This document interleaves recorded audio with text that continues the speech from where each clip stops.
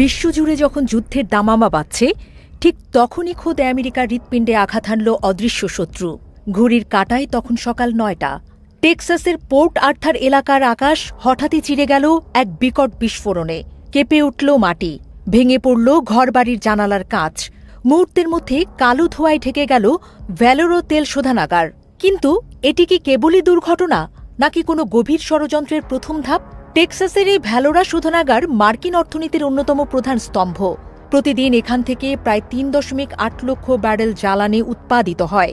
বিস্ফোরণের তীব্রতা এতটাই ছিল যে ১৭ কিলোমিটার দূর থেকেও তার শব্দ শোনা গিয়েছে। ট্রাম্প প্রশাসন একে সামান্য দুর্ঘটনা বলে ধামাচাপা দিতে চাইলেও দুদে গোয়েন্দাদের কপালে এখন চিন্তার ভাঁজ। আমেরিকার জ্বালানি ভাণ্ডার কি তবে এখন শত্রুর নিশানায়? টেক্সাসের আগুনের রেশ কাটতে না কাটতেই ১৫০০ কিলোমিটার দূরে জর্জিয়ার ঐতিহাসিক ফ্লয়েড কাউন্টি আদালতে নামল বিপর্যয়। ভর দুপুরে বিচার প্রক্রিয়া চলাকালীন হঠাৎই দাউ দাউ করে জ্বলে উঠল শতাব্দীর প্রাচীন ভবনটি, যেখানে ছিল কর কমিশনারের গুরুত্বপূর্ণ সব নথিপত্র। চোখের পলকে তা ভস্মীভূত হয়ে গেল। একের পর এক এমন ঘটনা কি কেবলই কাকতালীয়? গোয়েন্দা সূত্রের খবর, এই দুই বিধ্বংসী অগ্নিকাণ্ডের নেপথ্যে থাকতে পারে ইরানের স্লিপার সেল। স্লিপার সেল হল এমন এক নাশকতামূলক গোষ্ঠী যারা সাধারণ মানুষের ভিড়ে মিশে বছরের পর বছর স্বাভাবিক জীবনযাপন করে। তারা প্রশাসনের নজরে আসে না যতক্ষণ না তাদের কাছে হ্যান্ডলার মারফত সক্রিয় হওয়ার গোপন নির্দেশ আসে। গত ২৮ ফেব্রুয়ারি ইসরায়েল ও আমেরিকার যৌথ অভিযানে নিহত হন ইরানের সর্বোচ্চ নেতা আয়াতুল্লাহ আলী খামেনেই। পারস্যের এই শিয়া নেতার মৃত্যুতে তেহরান যে বদলার আগুনে ফুঁসছে তা কারও অজানা নয়।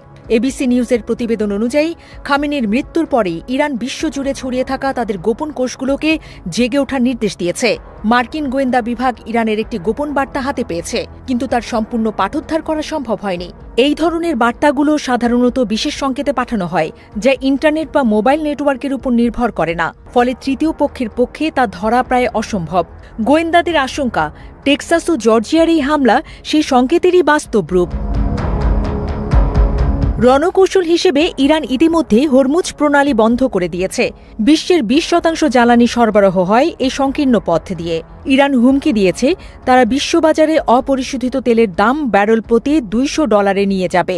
ট্রাম্প হুঙ্কার দিলেও আমেরিকার ভেতরকার এই হামলা প্রমাণ করছে যে পরিস্থিতি ওয়াশিংটনের নিয়ন্ত্রণের বাইরে চলে যাচ্ছে।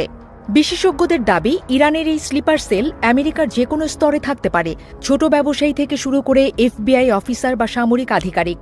তারা ঠিক কখন কোথায় আঘাত হানবে তা বলা দুঃসাধ্য। জর্জিয়া